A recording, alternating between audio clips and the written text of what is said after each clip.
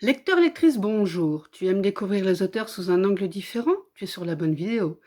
Tu vas voir que je vais poser des questions assez particulières à l'auteur ou à l'autrice que tu vas regarder et j'espère que l'interview te plaira.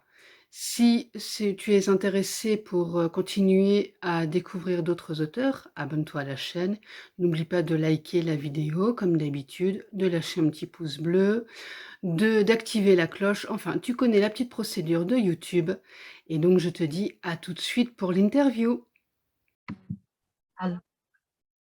Alors, bonjour à tous.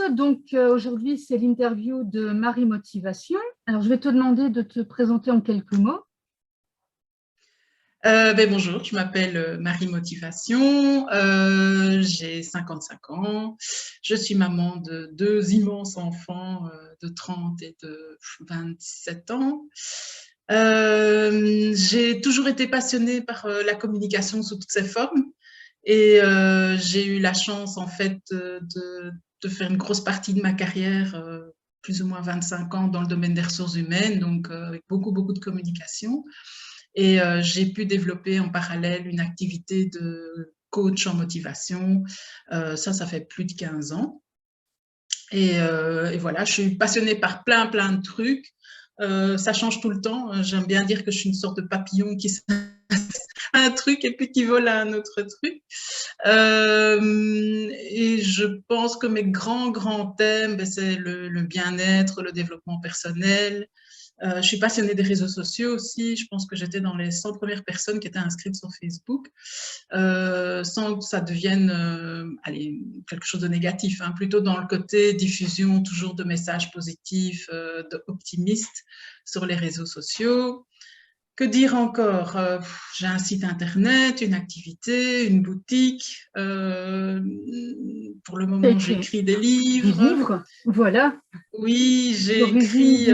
En fait, pendant de le confinement, l'interview. je m'ennuyais et donc pour la petite histoire, j'ai un problème d'attente, enfin de concentration et donc il faut tout le temps que je sois occupée. Je suis hyperactive depuis l'enfance et donc là, je m'ennuyais forcément. Tout d'un coup, enfermée dans ma maison, pas moyen de sortir, en chômage temporaire comme beaucoup d'entre nous. Et donc, comme je ne fais jamais les choses à moitié, j'avais cette idée de créer des petits livrets dont les gens pouvaient avoir envie. Et oui, je me suis amusée à créer des livrets. J'en ai créé une centaine en 3 mois. Ah, Donc, d'accord. voilà. Oui, oui. Dont le petit livret que tu as montré, qui est un livret sur la méditation colorée, puisque ça, c'est aussi un de mes dadas. D'une part, la méditation que j'ai découvert il y a à peu près 17 ans et le fait de pouvoir apprendre la méditation aux enfants en utilisant le principe de la chromothérapie, c'est-à-dire qu'une couleur entraîne un bien-être. Et donc, je me suis dit, tiens, je ferais bien un petit livret parce que j'avais plusieurs copines qui me disaient, ah, mais Marie, quelle couleur pour telle émotion? Et je me suis dit aussi, il y a beaucoup d'enfants qui ont du mal en fait à mettre des mots sur des émotions. Donc ça permet aussi parfois de créer une discussion avec l'enfant. Donc on peut très bien lui dire, écoute, comment est-ce que tu te sens aujourd'hui? Ah ben, par exemple, les enfants qui ont l'habitude, puisque j'ai 2, 3 copines qui l'utilisent, me disent, ah ben, par exemple, aujourd'hui, il se sent orange, ou il se sent vert, ou il se sent bleu.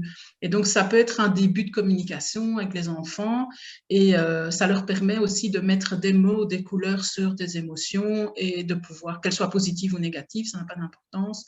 Et aussi pouvoir après, ensemble, pourquoi pas, méditer avec le parent, puisque la méditation n'est bien sûr pas réservée aux parents et n'est pas quelque chose de compliqué. Et quand on apprend ça aux enfants petits, ça devient une routine de vie. Donc moi, les miens, ils ont commencé assez tôt et ils l'utilisent encore à l'âge adulte. Donc, ça devient vraiment une routine de vie. Et je vois bien, par exemple, allez, surtout ma fille, peut-être au lieu de prendre une aspirine quand on a mal à la tête, ben, elle se dit, ben, je vais aller méditer pendant 5-10 minutes et je vais prendre la couleur qui correspond au mal de tête. Et donc, voilà, ça évite aussi peut-être d'avoir de l'hyperconsommation médicamenteuse ou simplement de pouvoir instantanément, quand on ne se sent pas trop bien, trouver la bonne couleur.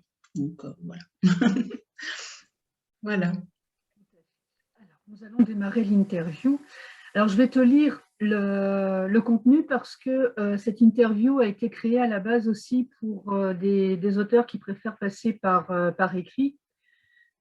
Et comme ça, je garde le même format pour tout le monde. Je trouve ça plus pratique. Pas de souci.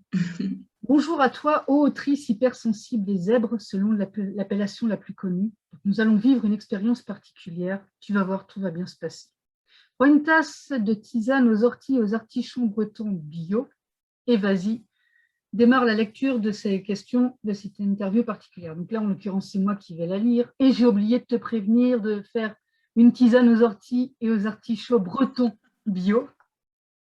Ok. Mais c'est pas grave, on va se débrouiller. Alors, donc j'ai pour habitude de proposer des horoscopes humoristiquement novateurs et inspirants. Je ne me mets pas quand j'ai écrit, parce que je l'ai pas lu à voix haute. Donc, à relire, c'est compliqué.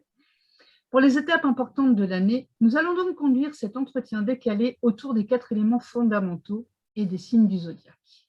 Donc, démarrons par le feu, parlant de ce qui t'anime en tant qu'autrice, et donc la question du bélier. Parlant de la turbine de ta cervelle, comment arrives-tu à t'ancrer? Alors, j'ai quelques exemples. En pleine mer, en la lançant, verrouillé sur une chaise, ou 2 claques pour réhabiter ton corps? Oula.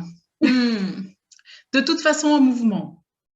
Je ne sais pas rester en place. Ça, c'est le problème quand on a un TDAH et qu'on est hyperactif. Je ne sais pas rester en place.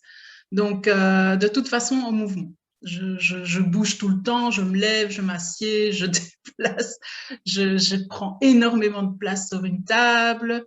Donc, oui, mouvement. Il faut que je bouge et il faut que je change. Je ne peux pas faire trop longtemps la même chose. Donc, c'est pour ça que j'en ai écrit beaucoup, parce que quand j'en avais fini un, il fallait que j'en fasse autre, ou quand j'écris, par exemple, pour le moment, j'écris 3 livres en même temps, parce que je n'arrive pas à me concentrer sur un seul livre.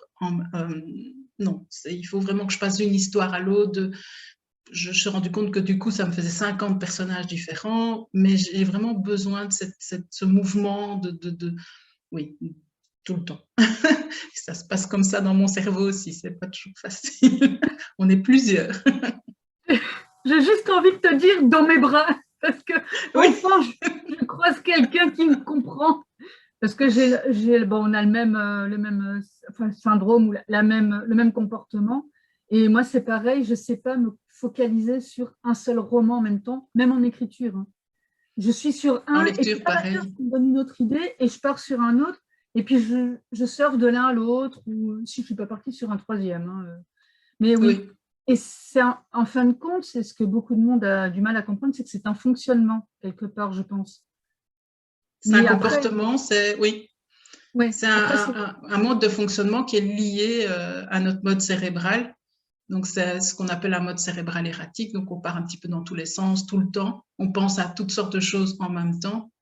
Et ça peut être très fatigant, bien sûr, mais c'est très enrichissant. Mais effectivement, enfin, pendant que j'écris 3 bouquins, ben, j'ai des idées pour 10 nouvelles. Voilà, c'est comme ça. Hyper créativité. Ah oui. Mais on le vit bien. Ah oui, tout à fait. Oui, moi, je vis ça non seulement très bien, mais je vis ça vraiment comme une force. D'abord, j'envisage, enfin, je ne sais pas ce que ça peut être de vivre autrement. Donc, c'est très difficile d'imaginer comment les autres fonctionnent. J'essaye, voilà, mais je n'imagine pas vivre sans cet élément-là dans ma vie. Et je sais que c'est ce qui a fait ce que je suis. Bien sûr, ça a des inconvénients et je comprends que peut-être les gens de mon entourage parfois me trouvent extrêmement fatigante, mais j'essaie vraiment de pousser à fond les avantages. Les inconvénients, ben, entre guillemets, je les connais, donc je fais avec et voilà, j'essaie qu'ils ne soient pas trop présents dans ma vie. Voilà. Mais je voudrais absolument, si quelqu'un me disait, ben, tiens, il y a une petite pilule bleue, une petite pilule rouge, et si tu prends la petite pilule bleue, tu n'as plus ça, ben non.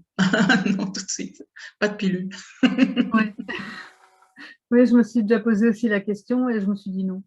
Je suis bien comme ça et voilà. Bah oui, c'est sûr, c'est pas toujours facile au quotidien, mais il y a d'autres personnes qui ont d'autres choses, d'autres caractères ou quoi, et qui vivent pas forcément bien ça bien non plus. Donc voilà, on fait avec ce qu'on a. Et donc nous en arrivons, bonne transition, à la question du lion. Zèbre, abeille travailleuse, fourmi ou cigale, ou tous en même temps. C'est laquelle qui dépense sans compter et qui... c'est la cigale, je pense. C'est la cigale qui dépensait beaucoup. Hein. Oui, bah, la cigale, c'est voilà, c'est plus, elle est dans le moment présent et puis elle joue de la musique et tout, et on pense pas au lendemain. La fourmi, elle est plus dans le... Elle travaille beaucoup, mais elle pense aussi à économiser et tout. Non, non, cigale à fond. Cigale à fond. Moi, je dépense l'argent que j'ai pas encore. J'ai la chance d'être mariée depuis plus de 30 ans avec un petit mari qui est mon opposé fini, mais vraiment presque caricature. Et donc, c'est lui qui s'occupe de tout ce qui est compte, mettre de côté, tout ça. Enfin, non, c'est vraiment pas mon truc. Je n'ai aucune notion des chiffres. J'achète à l'envie. Je suis voilà, amazonite aiguë. Enfin, c'est terrible, mais c'est comme ça. Je n'ai pas de notion par rapport à tout ce qui est chiffres. Quand quelqu'un me dit que quelque chose est cher, pour moi, ça ne veut rien dire. Quand on me demande « Ah, tu gagnes combien ?» ou machin, c'est vraiment des mots qui, chez moi, ne résonnent absolument pas. Je n'ai pas de combien as-tu besoin pour vivre. Ce sont des choses qui ne résonnent absolument pas dans ma tête. Voilà, donc je suis très au jour le jour et oui, je fais des plans pour le futur, mais comme je les change d'office, ça ne sert pas, on va dire, à grand-chose. Donc, oui, enfin, définitivement celle qui dépense, là, pas l'autre qui gagne des sous sur le côté. Qui économise, qui classe bien, tout machin. Ouais, non, Ça, c'est non, ton non. mari, c'est ton yang qui s'en Ouais, occupe. ouais, ouais. Sauf quand je fais une collection. Ça, c'est très bizarre, mais quand j'entame une collection de quelque chose, je m'y mets à fond. Et là, par contre, il faut que toutes les choses soient bien rangées. Par exemple, je fais de la broderie, mais tous mes fils sont rangés. Mais je fais de la peinture, mes peintures sont rangées. Mais sinon, on bouffe, non, c'est l'horreur. Alors, justement, la question du Sagittaire, quel est ce plus que tu mets dans tes livres? Ces petites Pardon, pensées je n'ai pas entendu. Quel est ce plus que tu mets dans tes livres, ces petites pensées d'ingrédients qui font craquer les lecteurs? Ah, mon sourire. Moi, je mets mon sourire dans mes bouquins. Donc, il y a toujours de l'optimisme, du positivisme, des petites phrases de motivation. Mon sourire. Ça, c'est vraiment le truc. J'ai envie, quand les gens ont fini de lire mon petit livret, qu'ils se disent « Ah, ça y est, j'ai avancé d'un pas dans la bonne direction. J'ai de nouveau envie de. J'ai retrouvé la motivation. » Ça, c'est vraiment mon leitmotiv, c'est que quand les gens finissent le livret, je veux qu'ils se sentent bien. Enfin, j'aimerais bien qu'ils se sentent bien et en tout cas, qu'ils se sentent mieux et qu'ils aient, amené une pierre à l'édifice de leur mieux-être. Donc ça, c'est vraiment le leitmotiv de tous mes petits livrets. Apprendre quelque chose, cheminer ensemble une partie du chemin. Quand je referme mon petit livret, j'ai noté des trucs dedans et à la limite, je peux le ressortir quand j'ai un petit doute pour me sentir bien. Ça, c'était vraiment le truc. Et dans les histoires que j'écris, c'est toujours aussi des personnages qui sont en recherche de quelque chose. Il se passe beaucoup de choses pendant l'histoire, mais à la fin, ils ont trouvé une forme de sérénité, de bien-être et ils sont arrivés au bout de leur quête, hein, comme on dit, mais souvent en ayant fait des rencontres qui changeaient un petit peu leur optique ou leur manière de voir les choses ou qui enrichissaient la manière dont ils voyaient les choses. Donc, j'écris beaucoup de la science-fiction aussi, donc c'est aussi une manière de réorganiser le futur aussi. Ça, c'est très pratique quand on écrit de la science-fiction, c'est qu'on peut s'amuser à écrire ou à réécrire le futur et à l'imaginer comme on en a envie. Donc ça, c'est pour ça que j'écris de la science-fiction d'ailleurs. J'adore avoir cette idée de faire de l'anticipation, mais imaginative, donc des choses complètement dingues. J'écris beaucoup des histoires de mutants, par exemple, où je recrée en fait des races peut-être qui n'existent pas encore ou qui n'existeront peut-être jamais, mais c'est vraiment quelque chose qui me passionne, dans l'anticipation, la science-fiction, la création et les rencontres avec des entités ou des choses qui n'existent pas ou qu'on n'imagine pas. C'est vraiment quelque chose que j'aime beaucoup. C'est chouette. Alors, élément R, on va parler de la femme derrière l'autrice, avec la question des Gémeaux. Quel animal de compagnie adopterais-tu? Entre un furet, un rat, une chouette ou une tarentule? Alors, surtout pas la tarentule, je suis arachnophobe. Donc déjà, la tarentule. Peut-être une chouette, parce que, allez, c'est un animal nocturne. Et moi, c'est la nuit que j'ai le plus d'idées. Donc, elle me tiendrait compagnie pendant que je travaille, ce serait parfait. Et puis, je trouve ces animaux assez comiques. Ils ont un drôle de visage. Et alors, cette capacité de complètement tourner leur tête aussi, ça, moi, je trouve ça sympa. Et puis, ils font finalement un ouh qui est assez sympa. Donc, en se demandant constamment où ils sont. Donc, c'est un petit peu mon cas les 3/4 du temps. Donc, ce serait d'office la chouette. Alors, pour la petite histoire, la tarentule, moi, c'est pareil. Je me suis marrée en écrivant la question en me disant une tarentule. J'avais quasiment des frissons sur les bras parce que je Ah suis ouais, comme non, ça. tarentule, ça, je peux pas. Ah, non, mais non plus. Rien que l'image, déjà, Non. je fais des bonds partout. Oui, non. Et, et de toutes les personnes à qui j'ai posé la question, je n'ai pas encore tenu de statistiques parce que, comme toi, je crois qu'on est jumelles hein, quelque part. Moi aussi, les chiffres, ça ne me parle pas, mais j'ai pas. Donc, je crois qu'il y a une personne qui m'a choisi un autre animal que la chouette. Sinon, à chaque fois, c'est Ah. tout le monde la chouette. C'est marrant comme elle fascine cette bestiole. Alors, on va passer donc à la balance. Comment réagis-tu face à un bruit que tu détestes?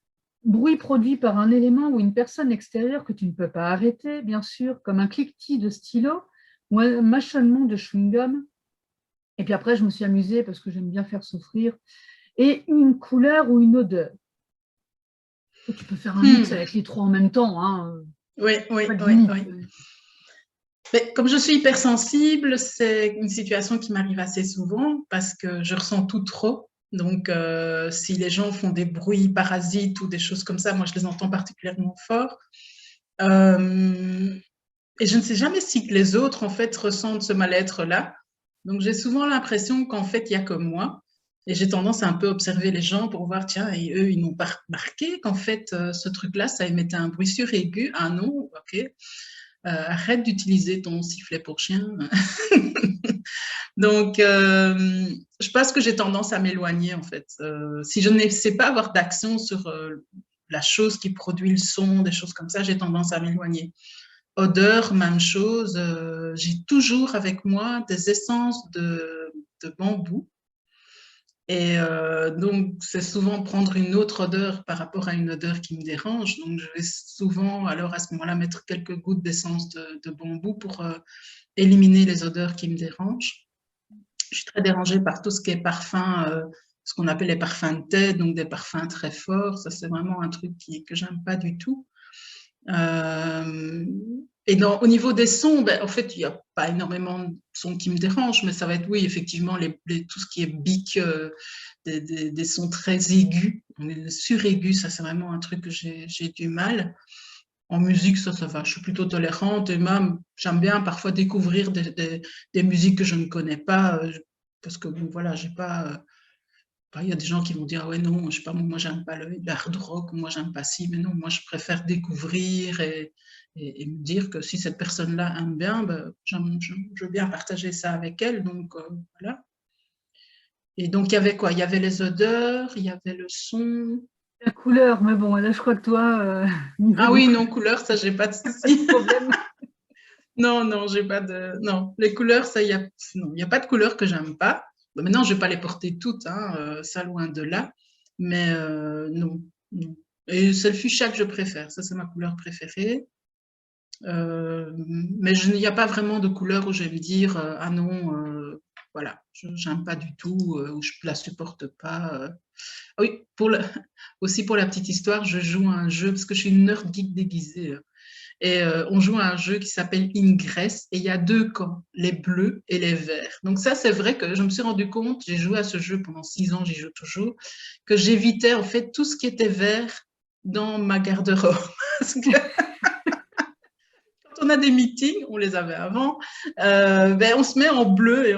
D'ailleurs, quand on nous voit de loin, c'est à mourir de rire parce qu'on peut se réunir comme ça à 1500, 2500 dans une ville. Donc, on a envahi. Donc, d'un côté, il y a les bleus, d'un côté, il y a les verts. Donc, les gens nous regardent déjà. Tiens, c'est quoi ces adultes qui sont tous habillés dans une couleur ou dans l'autre? Et donc, oui, je me suis rendu compte qu'en fait, j'éliminais naturellement tout ce qui était vert de ma garde-robe, mais par contre, j'avais beaucoup de choses en bleu, puisque c'était ce que je portais quand on faisait un meeting avec Ingress. Donc voilà, ça c'est pour l'anecdote. Ça t'a donné quelque chose. Moi, j'ai fait un mariage avec le thème médiéval, et donc les mariés sont allés faire les photos dans un parc. Et c'était en Vendée, donc pas très loin du Puy du Fou. Et pendant que les mariés faisaient leurs photos, les invités se baladaient et tout, machin, dans le parc pour profiter. Et alors, il y a des gens qui croyaient qu'on était des acteurs du Puy du Fou, qui étaient venus se détendre un petit peu avant de repartir au spectacle le soir. Il y en a qui ont voulu faire des photos. C'était assez sympa, oui. Nous, on nous a une fois pris pour des indépendantistes dans le sens où on était à Bruxelles et c'était justement une réunion de pays qui demandaient l'indépendance. Et comme on a des drapeaux, ils ont cru et qu'on était habillés dans une forme un peu uniforme, comme ça. Ils ont pensé aussi que, voilà, mais en fait, non, pas du tout. Une Grèce n'existe pas en tant que pays.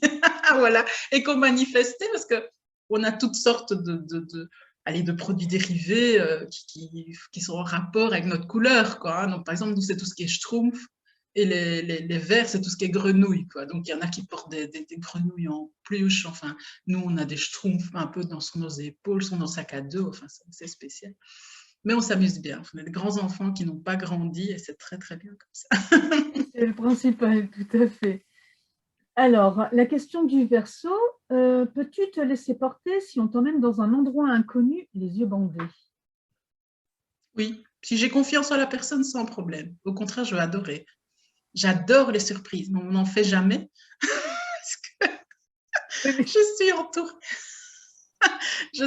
entourée de gens qui sont mes opposés. Donc, moi qui suis plus extravertie, je suis entourée de gens qui sont plutôt introvertis et qui détestent les surprises.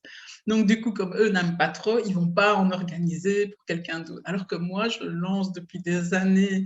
Les gars, il n'y a pas de souci, hein, l'anniversaire surprise, c'est quand vous voulez. Ça n'arrive jamais. Donc, voilà. Non, moi, j'adore. Si c'est quelqu'un que je connais, y a pas de... Non, ça ne va pas du tout m'inquiéter. Je lui fais confiance. Et même si je bute contre 2, 3 trucs, il n'y a pas... Non, ça ne me fait pas peur. Voilà. Alors, maintenant, on va passer à l'élémentaire et parler de tes livres et des arbres qui les fabriquent avec la question du taureau.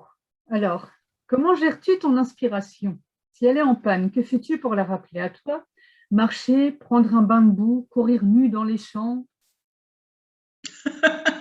Courir nu dans les champs, ça, je n'ai pas encore essayé, mais écoute, comment ça tenter? Alors, inspiration, j'ai plein de trucs. Un truc que j'aime bien, c'est prendre le dictionnaire, un dictionnaire, n'importe laquelle, et je tourne les pages au hasard et je vais tomber sur une série de mots. Et les mots, en fait, que je vais lire vont m'inspirer d'office. C'est pas compliqué, c'est facile à faire, il suffit d'avoir un bon vieux dictionnaire et ça marche à tous les coups. Sinon, oui, marcher, j'aime bien marcher, peut-être écouter un peu de musique. Regarder des séries aussi. Parfois, quand je regarde des séries, tout d'un coup, mes rêves m'apportent une inspiration de fou. J'ai tendance à rêver comme un épisode de Netflix, pour ne pas les citer. Et j'ai même cette capacité de reprendre un rêve, commencer le lendemain. Enfin, c'est assez spécial. Donc, si le matin, j'écris ce que j'ai rêvé, ben voilà, j'ai une nouvelle idée. Parfois, je fais de l'écriture automatique. Donc, j'écris tout ce qui me passe par la tête et puis après, je relis. Et souvent, dans ce que j'ai écrit, il y a aussi des idées. C'est rare, en fait, que j'ai vraiment ce qu'on appelle une panne d'idées. C'est plutôt l'inverse, en fait. Souvent, j'ai presque trop d'idées. Et à un moment donné, je dois dire, bon, écoute, non, Marie, c'est bon, termine d'abord ce que tu étais en train de faire avant de commencer tes nouveaux trucs. Et donc, Non, ce serait plutôt l'inverse en fait. Je dois presque parfois un petit peu dire à toutes ces idées, bon les gars, calmez-vous, il y aura de la place pour tout le monde, mais prenez un ticket et attendez votre tour. Parce que sinon, voilà, je lancerai plein de trucs en même temps, tout le temps, et enfin, si c'est possible, hein, mais c'est très compliqué, difficile et enfin, c'est fatigant. Donc voilà. Ce qui m'arrive de faire, c'est que j'ai créé un dossier idée, comme ça, voilà. Et puis, je crée un fichier Word, et puis je mets un peu le thème ou l'idée que j'ai, voilà, tac. Et puis après, une fois qu'il n'y a plus rien, bah, je ferme. Et puis, de temps en temps, bah, soit je fais du classement, et comme ça, je retrouve les trucs. Et avec le titre, je me dis, ah tiens, c'était quoi ça? Puis je vais regarder. Ah bah non, j'ai pas envie de mettre dedans, donc c'est bon, on referme. Mais au moins, je me dis, c'est acté quelque part. Et puis, si ça doit revenir sous une forme ou une autre, c'est déjà la base. Oui, tout à fait, mais c'est une bonne idée. Et je fais aussi ça, une petite application qui s'appelle Keep et qu'on a avec Google. Et c'est vraiment facile parce que je peux en plus allez, je peux ah, je n'arrive pas à trouver le terme, mais en fait, j'arrive à l'utiliser aussi bien sur mon PC que sur mon smartphone. Donc, selon l'endroit où je suis, enfin, c'est vraiment très utile. Et pour noter des débuts de livres, j'utilise Scrivener, je ne sais pas si tu connais. C'est un logiciel qui permet d'écrire facilement. Et dans Scrivener, on peut créer des fiches avec des idées. Donc, par exemple, dès que j'ai un début d'idée, je crée des fiches, comme des post-it en fait. Et je commence à écrire différents chapitres. On peut vraiment séparer les différents chapitres entre eux. Et c'est très pratique en fait, parce que pour quelqu'un qui, comme moi, a un cerveau droit, donc a besoin d'avoir un visuel de l'ensemble de ses idées, c'est un peu comme si je créais un tableau sur lequel je mettais des post-it, à part que c'est dans un programme. Et alors après, on peut créer des fiches personnages, des fiches lieux, on peut créer une sorte de ligne de temps, donc voilà, ça s'appelle Scrivener, c'est vraiment très pratique. Moi, enfin, je n'ai pas encore vraiment testé, mais c'est Evernote avec la tête d'éléphant. Oui, Et Evernote fonctionne très bien aussi, oui, oui. après, Oui. honnêtement, je n'ai pas encore testé. Je ne sais plus, j'ai vu ça dans une vidéo, une interview d'une autrice plutôt humoriste qui en parlait, qui disait que elle avait tout sur son téléphone. Pareil, ça se met aussi sur son PC. Oui, tout à fait. Oui. Et ça permet de gérer plein de trucs. Donc, je dis, tiens, je vais tenter. Parce que c'est vrai que oui, c'est toujours pratique. On en est toujours dans le thème de l'organisation ou de structurer un peu l'ensemble. Hein. Oui. C'est le gros problème des zèbres, c'est les idées, tout ça manque pas, mais la structure ou garder un fil conducteur, ou voilà, c'est toujours le gros souci. Ça, c'est un peu plus compliqué. Et puis, on a du mal à être dans des barrières. Hein. Donc, dès que ça devient un peu trop, allez, il faut que tu aies une ligne conductrice. Il y a des mots comme ça. Enfin, moi, j'ai du mal, quoi. Ligne conductrice, allez, tu dois suivre Entre un toi. schéma. Voilà. Là, je sens que j'ai déjà rien qu'en disant les mots. Moi, j'ai des boutons là. Voilà. Ça fait trop ligne droite comme ça. Moi, je dis toujours, c'est quand on fait une représentation, ben, il y a des gens, ils sont en ligne droite, les kits Ikea, moi je les appelle. Et puis, nous, on part vraiment dans tous les sens. C'est plutôt des nuages, voilà, c'est des petits. Enfin, ça part vraiment dans tous les sens.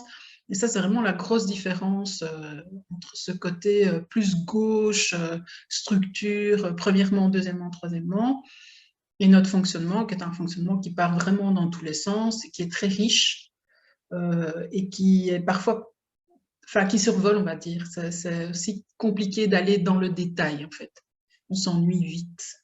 Donc, l'idée, c'est facile, mais après, devoir l'écrire et devoir l'organiser, devoir lui donner une structure, ça, c'est la partie qu'on aime le moins, en fait. Les pignolages. Voilà. Voilà, les petits trucs. Parce que moi, souvent, et pour tout, hein, le gros œuvre, alors là, tu me trouves, mais tout ce qui est les petits détails et tout machin, il n'y a plus personne. On me cherche, mais non, je ne suis pas là. Parce que oui, non, mais pas c'est vraiment ça. Quand il faut relire et quand il faut, par exemple, faire des descriptions, mais qui sont des descriptions plus techniques. Par exemple, j'ai aucun mal à faire des descriptions d'émotions. Donc, quand ce sont allez, quand il se passe un truc et que c'est plutôt dans l'émotionnel, des choses comme ça, ben là, ouf, je dois m'arrêter un moment. Mais par contre, si je dois faire une description d'un bâtiment ou commencer à expliquer, aller dans mes bouquins de science-fiction, ben, il y a souvent une différence par rapport aux données du gouvernement ou des choses ainsi. eh bien là, je dois commencer à expliquer les choses parce que sinon le lecteur, il va vraiment pas s'y retrouver. Quoique c'est un mode d'écriture que de n'écrire que ce qu'on a envie et ne pas se poser la question de savoir comment le lecteur le reçoit. Mais bon, parfois, quand on écrit de la science-fiction, c'est un peu plus compliqué parce qu'il ne va pas tout deviner non plus. Et donc, parfois, je dois donner des explications et ça, c'est parfois un peu plus compliqué, quoi. Parce que c'est vrai qu'en plus, si le lecteur s'est imaginé quelque chose et que toi, tu voulais représenter autre chose, après, il ne va plus comprendre la suite de l'action. Donc, il faut quand même donner un peu de base. Oui, ça peut être, ouais, ça peut être un peu plus compliqué. Ouais. Alors, donc, repartons un peu structure. La question de la Vierge. Aimerais-tu que l'on crée un cours de potions à l'école, comme dans l'école du sorcier Harry Potter? Oui, avec un professeur comme Severus Rogue, c'est la base. Il me semble que tu connais Harry Potter, hein, t'en avais parlé? Oui, oui, je connais Harry Potter. J'ai lu, mes enfants étaient, enfin, ma fille surtout était hyper fan. Et, enfin, c'est le genre d'histoire que j'adore parce que voilà, on parle de magie, on parle de choses comme ça. Je suis pas hyper fan, comment expliquer, d'Harry Potter comme il y a certaines personnes qui connaissent vraiment tout, mais je trouve que l'idée d'être dans de la magie, dans un contexte magique, ça, je trouve ça trop génial. Donc la question c'était une potion, c'est ça? Un cours de potions à l'école, oui, et donc avec un professeur comme Severus Rogue. Celui qui Oui, rentre dans la d'office. classe et tout le monde est tout droit là-dessus, il n'y a plus personne qui bouge. Ben, disons qu'à l'école, ça a toujours été le plus pénible pour moi, c'était de rester assise derrière un banc. Toujours, ça a toujours été. D'ailleurs, je m'endormais régulièrement, ce qui est toujours un peu gênant. Mais bon, j'ai eu la chance aussi d'avoir à l'école primaire ma maman comme institutrice en première année primaire et en cinquième ou en sixième, je ne sais plus, en cinquième, je pense. Et donc forcément, ma maman, bien qu'on n'en parlait pas à l'époque, hein, on ne parlait pas d'hyperactifs, on parlait d'enfants difficiles, on parlait d'enfants dans la lune, on parlait d'enfants distraits, voilà, d'enfants fragiles ou sensibles, mais on ne mettait pas les mêmes termes. Voilà. Et ben, elle a toujours fait preuve d'énormément d'imagination pour dire de m'aider, mais aussi d'aider d'autres enfants, parce que je n'étais pas la seule non plus qui avait ces problèmes-là. Donc, par exemple, je me souviens très bien que dans sa classe en première primaire, il y avait 4 espaces où les enfants pouvaient aller quand ils avaient fini leurs exercices. Donc, à ce moment-là, moi, je pouvais me lever et j'avais un coin lecture, une petite bibliothèque au sol où je pouvais m'asseoir et lire des livres. Il y avait un espace qui était dédié au calcul. Donc, je sais pas, dans le temps, on avait des espèces de carnets de calcul. Donc, on pouvait aller chercher un carnet de calcul, on pouvait faire des calculs. Il y avait un autre espace pour tout ce qui était avec des livres aller sur la science, les animaux, enfin toutes des choses comme ça.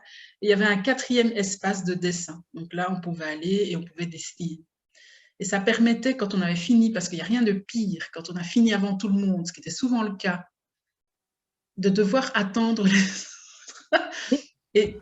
Et c'est parce qu'en fait, on s'ennuie. Donc moi, mon truc, c'était d'aller aux toilettes. Mais bon, ça veut dire que j'allais souvent aux toilettes.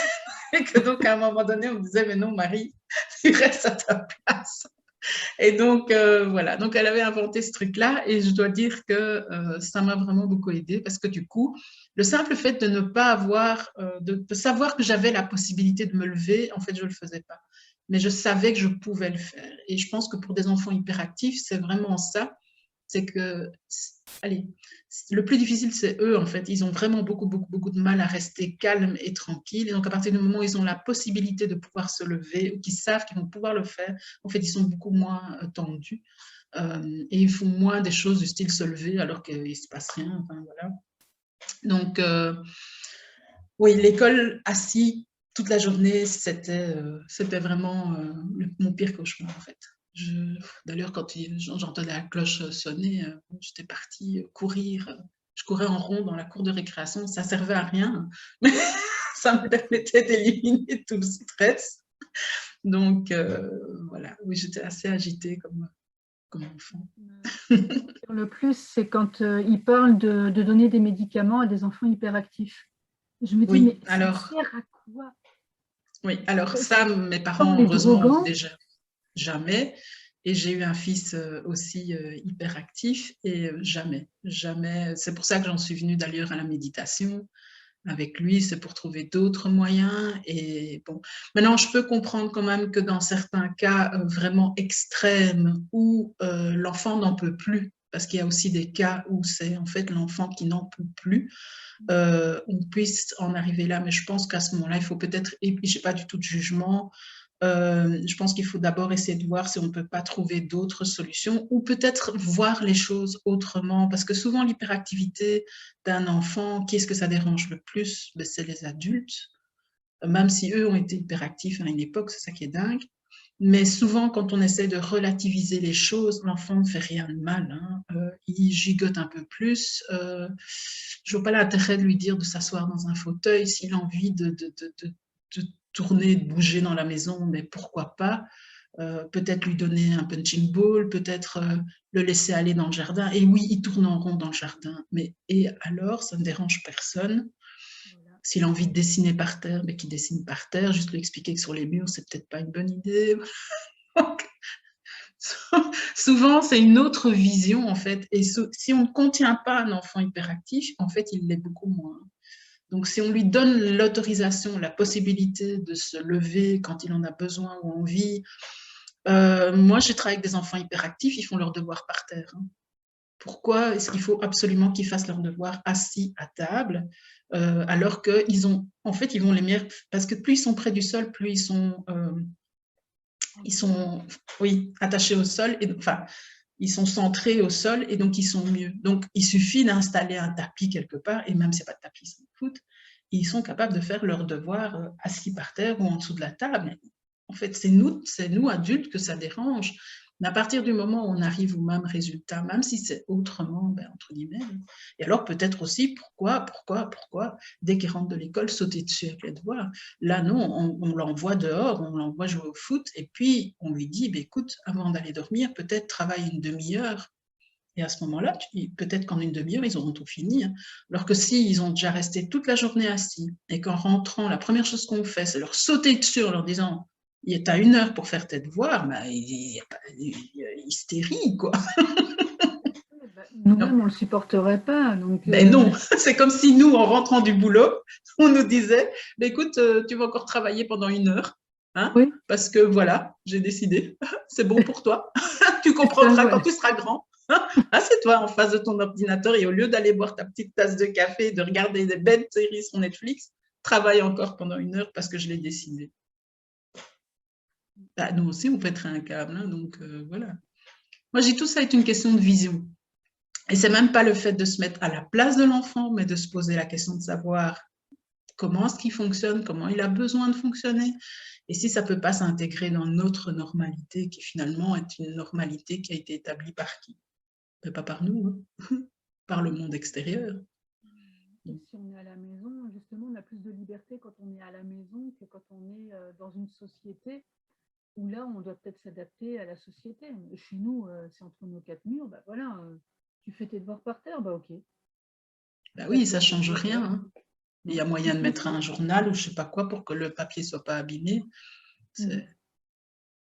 Et le fait de laisser cette liberté à l'enfant, je suis sûre qu'à ce moment-là, il est plus calme et qu'il comprend mieux qu'il y ait des moments où là, on doit être relativement calme. Par exemple, le repas, là, on peut avoir un moment plus de calme ou un moment où on ne s'agite pas.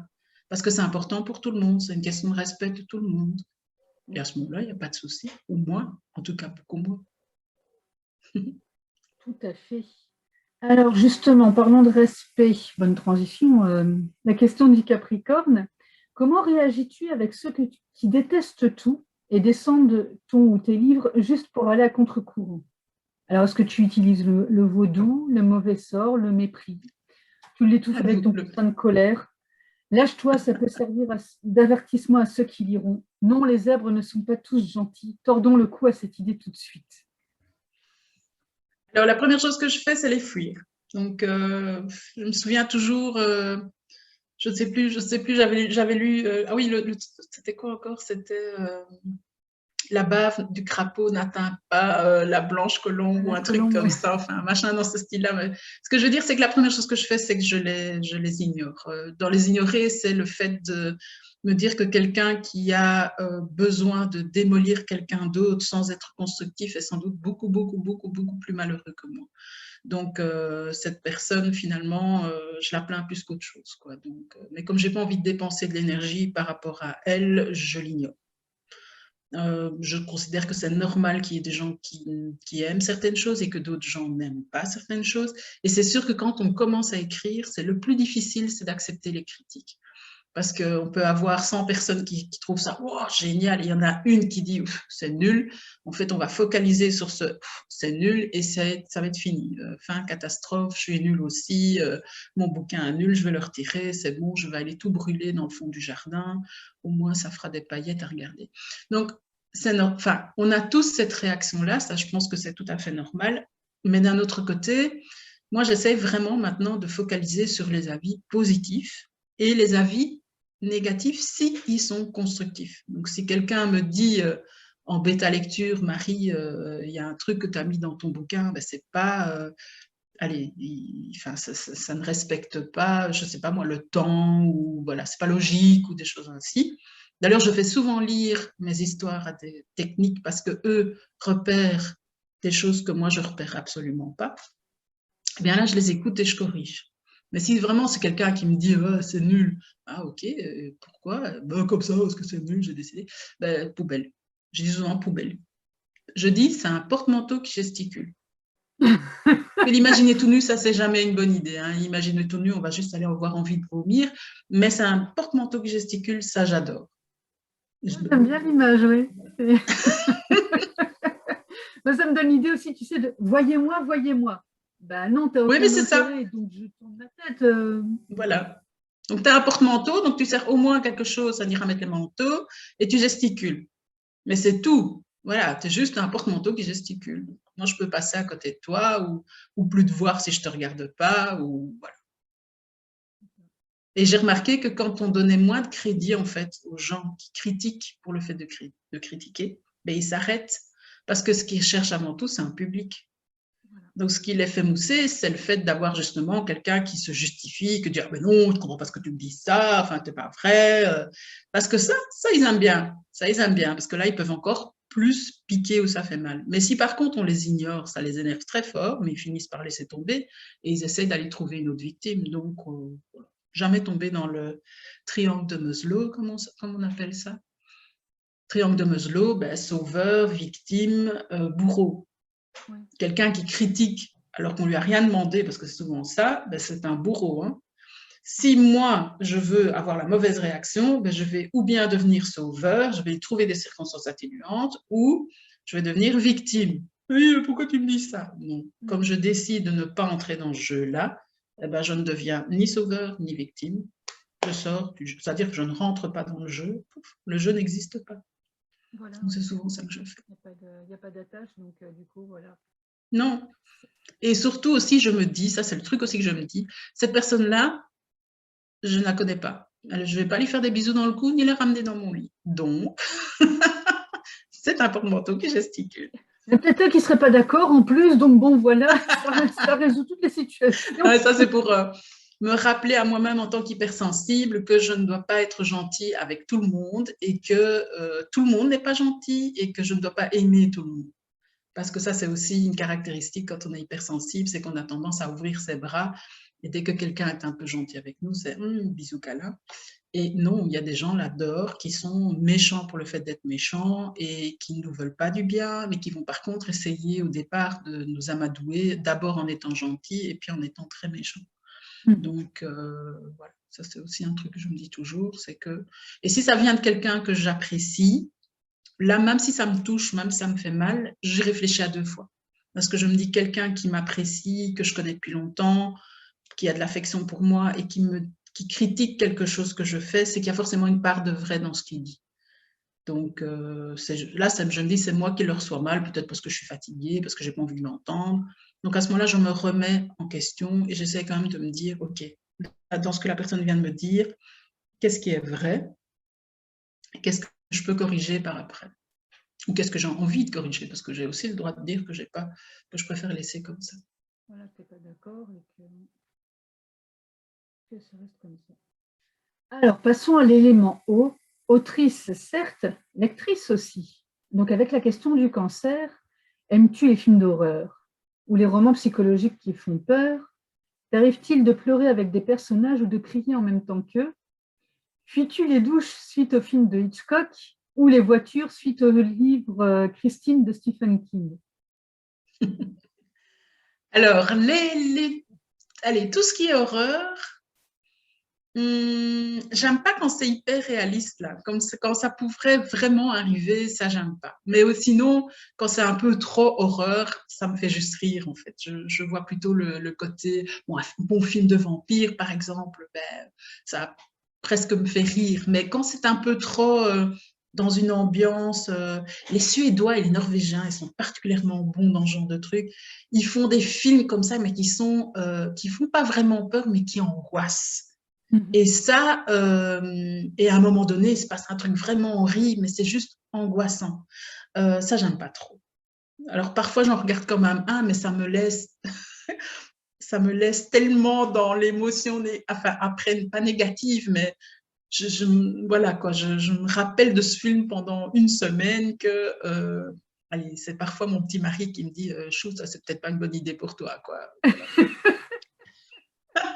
Oh, sinon, oui, moi, il paraît quand je lis que c'est très marrant parce que je suis, allez, un film à moi toute seule, parce que toutes les émotions que je lis dans le livre passent par mon visage. Donc, Michel a déjà dit qu'un de ces quatre, il allait me filmer parce que ben, je pleure quand il pleure, je ris quand il rit, je me mets tout d'un coup à rire, on ne sait même pas pourquoi, puis la minute d'après, je me mets à pleurer. Donc oui, toutes les émotions des personnages, je les vis, je les revis, et parfois 3 jours après, je me souviens d'un petit machin que j'ai lu, et je repleure ou je ris, ce qui fait que c'est très inquiétant pour mon entourage. Ils sont là, mais Marie, pourquoi tu pleures? Il y a quelque chose qui ne va pas. Non, mais j'ai lu ce petit truc, ok. Et alors, ce qui est très, très marrant aussi, c'est que quand, par exemple, il y a un paysage dans un livre et que je suis face moi-même dans la réalité, face à ce paysage, je revis l'émotion enfin, du personnage. Donc, par exemple, je ne sais pas, moi, il se passe une scène à Valence, par exemple. J'ai été à Valence et donc il y avait des parties du livre que je retrouvais, eh bien, je vivais de nouveau l'émotion du personnage et je l'imaginais en train de regarder ce que je voyais. Et donc ça, c'est quand même, c'est pratique, c'est pas pratique. C'est pratique parce que ça permet de vivre des émotions très intenses et les mêmes et toujours au même endroit. Donc, par exemple, si je revois le même film et que j'ai une émotion dans le film, je vais revoir le film une semaine après, je revis la même émotion.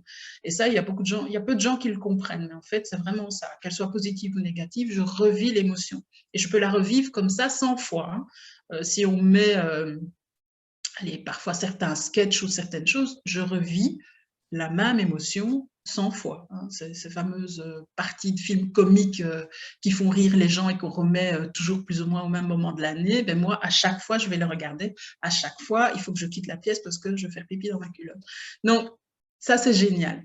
Mais par contre, oui, c'est vrai que c'est embêtant pour tout ce qui est hyper angoissant parce que ça aussi, je vais revivre. Donc, dans un film d'horreur, s'il y a quelque chose qui m'a extrêmement touchée, je vais avoir tendance à traîner ça avec moi pendant un certain temps. C'est aussi pour ça que j'évite parfois de regarder le journal télévisé. Parce que je vis vraiment si je vois quelqu'un, si on interviewe quelqu'un et que cette personne n'est pas bien, je vis vraiment son mal-être et je vais revivre son mal-être chaque fois qu'on va parler de ce village-là ou des circonstances. Voilà. Donc ça, voilà, ça, c'est pas toujours évident, surtout à l'heure actuelle. On a eu la période Covid où là, on a aussi un peu pris dans la tronche, mais ici, donc avec les inondations, ben, rebelote. Et c'est parfois un peu.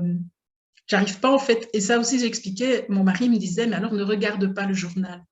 Mais en fait, je me suis rendu compte que je le regardais comme quelqu'un qui prenait des nouvelles.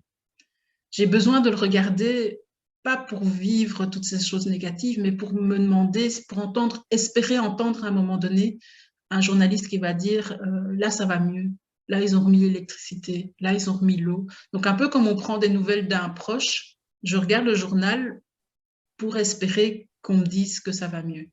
Et, euh, et c'est vrai que là, c'est pour des hypersensibles, c'est parfois, et pour tout le monde, hein, je veux dire, il n'y a pas que nous, mais Oui. ça peut parfois être sur la longueur, ça devient un peu. On voudrait entendre des bonnes nouvelles, quoi.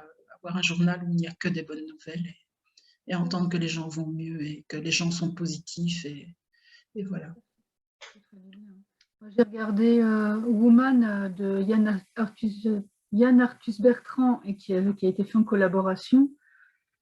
Le film, donc, c'était corsé. C'est dur. Oui, très dur. Et il y a Mireille Darc aussi qui avait fait un reportage où elle interviewait des femmes sur la... Tu sais, quand on les... comment ça s'appelle? On leur fait subir des comment? Je cherche le terme, mais je pense que c'est parce oui, que mais je bloque. Tu vois oui, ce que c'est ça. je dis? J'ai le même problème. Voilà. Quand c'est quelque chose qui me touche trop, je le vois, je peux le décrire, mais je ne peux pas donner le mot. Donc, t'inquiète pas, ça m'est déjà arrivé, donc, comme des ablations sexuelles. Oui, c'est ça que tu veux voilà, dire? c'est Oui, ça, oui. oui, c'est ça. Et donc, il y a beaucoup de femmes, enfin beaucoup, il y en a certainement trop peu, mais qui militent pour qu'on arrête de faire ces ablations à ces pauvres petites filles. Et je crois que j'ai dû écouter un ou deux témoignages et je me suis liquéfiée, j'ai dit c'est bon, je ne peux plus. Parce que je le ressentais dans mon corps à chaque fois. Et j'ai dit non, quoi, je ne peux pas. Et Woman, j'ai eu beaucoup de mal aussi. D'ailleurs, ça me traumatise. Enfin, ça me traumatise. Je me dis, moi, je suis juste traumatisée par les récits. Elles l'ont vécu vraiment.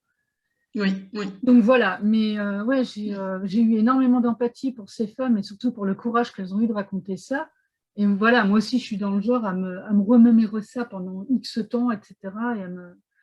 Et me dire comment c'est possible, quoi. Après, j'admire la manière dont elles arrivent à se relever de tout ça et ce qu'elles en font derrière. Donc voilà, mais oui, c'est Oui, très compliqué. c'est pour ça aussi, par exemple, que je lis très peu de bibliographie et je lis aussi très peu de récits historiques, mais où je sais que c'est basé sur une histoire réelle. Parce que ça m'est trop pénible, en fait, si c'est une histoire dramatique, de savoir qu'en fait, ça s'est vraiment passé et de me dire que les choses que je ressens, ben, c'est une réalité, en fait. Et c'est pour ça que je lis de la science-fiction.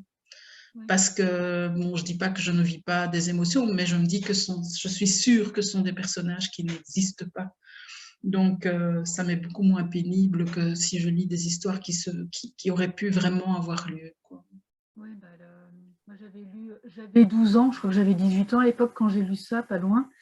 Et donc, c'est une gamine, enfin c'est une femme qui raconte comment elle a été abusée pendant des années, à partir de 12 ans jusqu'à je ne sais plus quel âge. Et j'ai mis beaucoup de temps à voir certaines pièces différemment. Parce qu'à chaque fois, je me remémorais elle, comment elle l'avait raconté.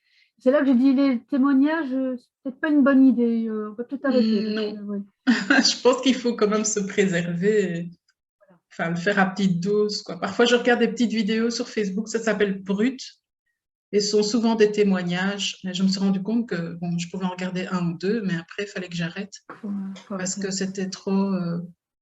J'avais trop d'empathie en fait pour les gens qui racontent et donc après, ben, je me pose la question, même ces gens-là, je ne les connais pas, mais la petite capsule dure quelques minutes et après je me demande, mais qu'est-ce qu'ils sont devenus? Alors j'essaie de faire des petites recherches pour voir si on n'a pas des nouvelles, s'ils ne vont pas mieux. Enfin voilà, est-ce qu'ils ont une page Facebook que je peux liker? Enfin je me dis, c'est mon petit truc à l'édifice. Et voilà.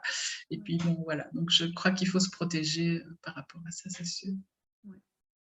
Alors, on va arriver à la question du scorpion. On va essayer d'avancer un petit peu aussi. Oui, je suis désolée. Il faut m'arrêter quand c'est comme ça. En fait, tu prévois un panneau stop. Le problème, c'est que moi, je suis pareil, donc j'alimente et puis alors on est parti dans une discussion. Mais bon, c'est le côté sympa aussi, je pense. Alors, nous arrivons donc à la question du scorpion. En plus, on a déjà abordé le sujet sous différentes formes parce qu'on a parlé de combien de livres en cours, en écriture, en lecture, et donc un à la fois ou plein avec un ordre de préférence. Plein avec un ordre de préférence, mais plein à la fois. Et j'envisage en plus un petit recueil de nouvelles avec les différentes idées que j'ai eues, mais qui sont des récits plus courts. Donc, il y avait aussi, je crois que c'est Lansbury, quelque chose comme ça. Donc, c'est le principe d'écrire une nouvelle par semaine. Et ça, j'avais commencé, je trouvais ça sympa. Et donc, je m'étais dit que ça, c'est quelque chose que je reprendrais. en parallèle de l'écriture, oui, toujours de mes 3 bouquins, et alors de continuer peut-être à faire des livrets, parce que j'ai quand même eu des demandes pour des thèmes que je n'ai pas encore abordés, ou alors des gens aussi qui m'ont demandé peut-être pour reprendre certains thèmes que j'avais abordés, mais peut-être faire un tome 2 ou un tome 3. Et donc, et ça, c'est quelque chose, je me dis, oui, tiens, pourquoi pas, j'avais vraiment bien aimé les faire, et donc voilà. Donc ça, c'est, voilà, au niveau objectif, c'est plutôt ça, c'est écrire des petites nouvelles, continuer mes 3 bouquins, et alors peut-être faire 1 ou 2 livrets, surtout sur les thèmes de l'hypersensibilité, ça c'est vraiment quelque chose qu'on m'avait demandé, peut-être encore sur la méditation, et alors, oui, j'avais eu 2, 3 thèmes qui étaient plus liés aussi à l'estime de soi et à la confiance en soi, donc ça c'est, j'en ai déjà écrit, hein, mais bon, là j'aimerais bien, je vais peut-être en faire quelques-uns, des nuances en fait, avec des exercices qu'on peut faire pour déterminer ce qu'on peut faire pour aller mieux en termes d'estime de soi et de confiance en soi. Donc, voilà. C'est vrai que, notamment en tant que femme, à propos des femmes et tout ça, de notre estime de nous et tout ce qu'on peut nous demander, ou la pression que nous-mêmes on se met interne par rapport à plein de choses. En tant que maman, là c'est pareil, le sujet est très vaste. Et du coup, quand on cumule un certain nombre de rôles comme ça qu'on endosse, oui, il y a un moment où on se dit « Ah ouais, mais non, je suis trop nulle, j'arrive à rien et tout. » Bah si, mais fais le bilan de tout ce que tu as fait sur ta journée ou même ta semaine et tu vas voir que tu as abattu telle quantité de travail. Ne regarde pas tout ce que tu dois faire, non, regarde déjà ce que tu as fait. Et Tu as fait, oui. voilà. Un des premiers livrets que j'ai écrit, je crois que je l'ai ici, c'était un, oui, ça c'est le tout premier que j'ai écrit, je ne sais pas si tu le vois, c'était un carnet spécial Nana.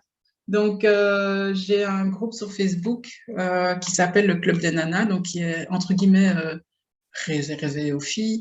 Et je n'avais pas créé dans le but d'éliminer les garçons, mais j'avais envie d'avoir un espace par les filles et pour les filles, donc par les nanas pour les nanas, où en fait les nanas pouvaient promouvoir leur activité. Et donc, j'ai aussi écrit ce petit livre qui est en fait un livre avec toutes des questions. Et le but, c'est justement de rester motivé dans ses objectifs, dans ses projets, en se posant quelques questions, en écrivant 2, 3 trucs. Et il y en a beaucoup qui m'ont dit que c'est vrai que ça fonctionnait.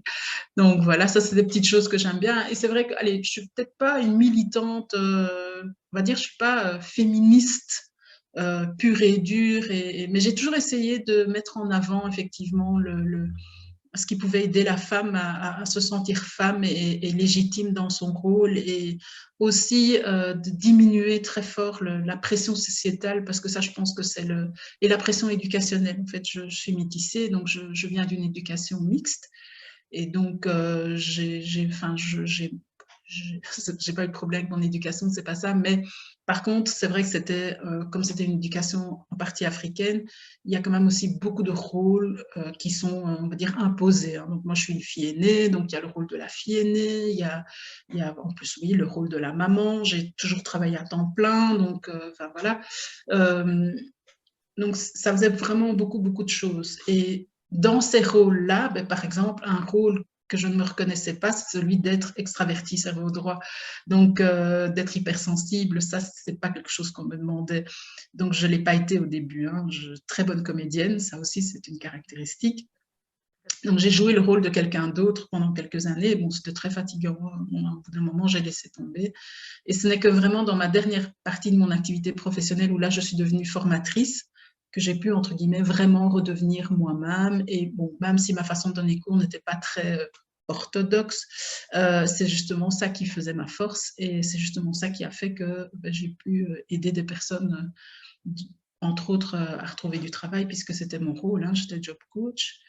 Et donc, voilà, donc je me dis aussi, j'espère que peut-être en ayant rencontré d'autres femmes, en ayant témoigné, certaines femmes se rendront compte qu'elles peuvent très bien être, comme tu dis, maman, qu'elles peuvent très bien travailler temps plein ou pas, qu'elles peuvent très bien avoir des enfants ou pas, qu'elles peuvent très bien vivre leur vie sexuelle, quelle que soit leur vie, leur choix, tout en étant elles-mêmes et en étant reconnues pour ça. Et ça, je pense que c'est super important.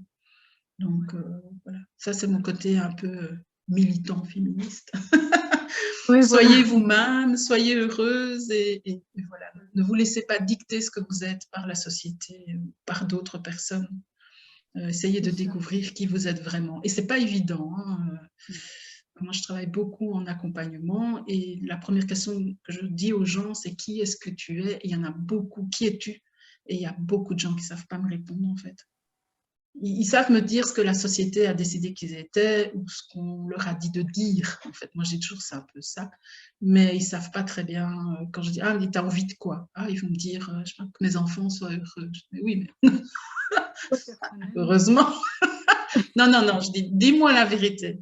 Ok, ben, j'ai envie d'un bon bain, que les enfants n'entrent pas dans la salle de bain toutes les 30 secondes. Et alors, enfin, ça, c'était mon fantasme à moi. Et je rêve d'avoir des bougies dans l'eau, comme on voit dans les petites vidéos YouTube. Bon, j'ai essayé, ça ne marche pas. Je ne sais pas comment elles font, ces filles, mais quand tu mets des bougies dans l'eau, elles ne flottent pas. Tu sais, avec le petit verre de rosé ou de vin rouge sur le côté, qui tient tout seul sur le bord de la baignoire. Parce que si tu regardes le bord des baignoires, ça n'est pas plat. Ça ne tient pas. Donc, on nous ment. Nous sachons. Voilà. D'ailleurs, c'est un hashtag que j'adore, ça, c'est nous sachons.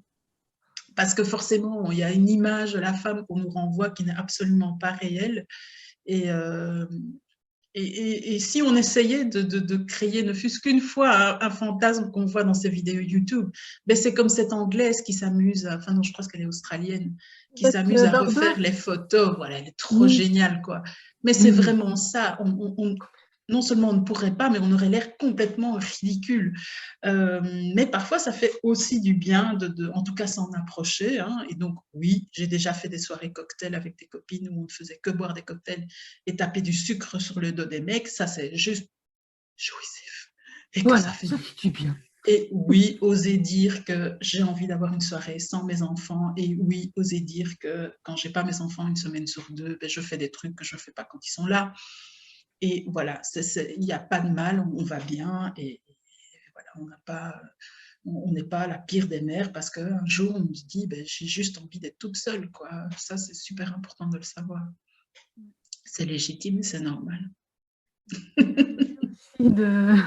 Une fois, je ne sais plus, j'avais pété un plomb au boulot. Alors bon, j'avais la grosse colère. Hein. Puis alors, je termine en disant « Et j'ai pas mes règles !» Alors, c'est tout le monde. Et voilà, parce qu'une femme qui va s'énerver, ah bah oui, mais c'est dans sa mauvaise semaine. Non. Oui, c'est ça, c'est sa mauvaise période. Oui. Voilà, alors que ça va être un bonhomme qui va piquer une colère pour les mêmes raisons. Ah bah oui, mais c'est normal, hein, parce que voilà, il est fâché parce que oui, ça fait longtemps, ça dure depuis trop longtemps, etc. On a merdé sur tel truc et tout. Là, c'est normal. Mais une femme qui va gueuler pour les mêmes raisons, ah non, mais elle est dans sa mauvaise période. Et donc, souvent, je débunk des trucs comme ça. Alors, il y a des moments, il me regarde, il se méfie. Oula, elle a sa tête de mauvais jour. Ouh. Et je leur lance comme ça 2-3 vérités bien senties. Et ça calme tout le monde en général. Et bah, après, une fois, je l'avais dit, j'avais dit oui, je sais que j'ai une réputation de castratrice et tout. Ah non, non, tu as raison. Ok. Ah, donc, ça veut dire que mon travail sert à quelque chose d'essayer de changer les mentalités tout doucement. Bon, tout moi, à fait. Comme ça, mais il y a des moments où il faut secouer les gens en leur disant non, c'est pas parce qu'une femme va exprimer une émotion forte que elle le fait parce que c'est une femme. Non, elle est juste humaine et elle le dit parce que, voilà, elle a des raisons de le dire comme un homme, comme une autre personne d'ailleurs. Oui, parce que je pense que les hommes de leur côté sont parfois autant victimes de ça, dans le sens où aussi parfois ont envie d'exprimer des choses, mais on ne leur autorise pas parce qu'ils ont une image à tenir de l'homme fort qui pleure jamais, machin. Bon, là, je caricature à mort et c'est vrai que ça va mieux, mais quand même, il reste quand même encore, il reste encore des grands dictats comme ça qui ont la peau dure et on a beau dire oui, mais non, ça va mieux, machin. Ben non, dans la plupart moi je vois bien, dans la plupart des couples ou même des gens qui vivent tout seuls, ben, il reste encore des dictats, mais c'est effroyable, quoi. Donc voilà. Quelqu'un d'aller manger libérer et délivrer. Oui, c'est ça. Allez, on termine par la question du poisson, justement. Quelle voix préfères-tu pour te lire une histoire avant de dormir ou en pleine journée, au choix? Celle de Barry White, de Bohort de Camelot ou de Johnny Hallyday? Barry White. Barry White, j'adore. Ou Shadé. Non, mais Barry White, j'adore. Ah, je ne l'ai pas mise dedans, j'avoue. Ah, Shadé. Shadé. Ah oui, oui. Ou elle veut, quand non, elle veut, Barry... elle me chante ce qu'elle veut à l'oreille. Ah ouais, non, Shadé. Et sinon, tu dois écouter Sampa.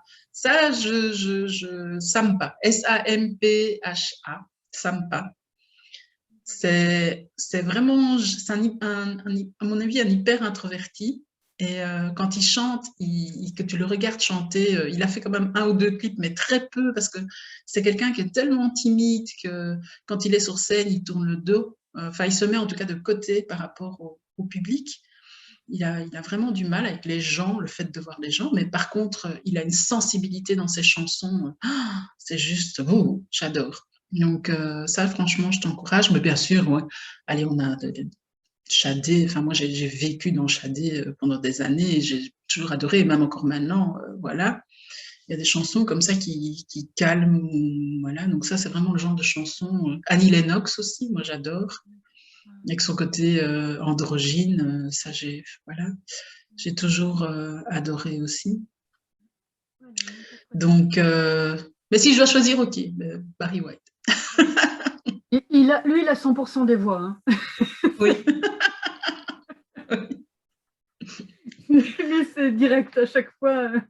Pourtant, Bohort, j'ai un gros fantasme, c'est d'aller rencontrer l'acteur qui joue Bohort, juste pour discuter avec lui de son rôle, parce que je trouve qu'il est extraordinaire dedans, avec sa petite voix toute douce et tout. Il y a des acteurs comme ça qu'on voudrait rencontrer, mais en fait, c'est pas l'acteur, c'est le personnage qui joue, en fait. Ça, il y a quand même quelques petits fantasmes là. Ouais. Oui. Ce sera une autre vidéo. Oui, voilà, tout à fait. C'est un appel que je lance. Je ne sais plus comment il s'appelle, Nicolas quelque chose, si tu nous écoutes. Ok, eh bien, merci beaucoup pour cette interview passionnante. De rien, qu'un grand plaisir. À bientôt, auditeurs, auditrices, lecteurs, lectrices, pour d'autres interviews. Attends, je vais juste à bientôt.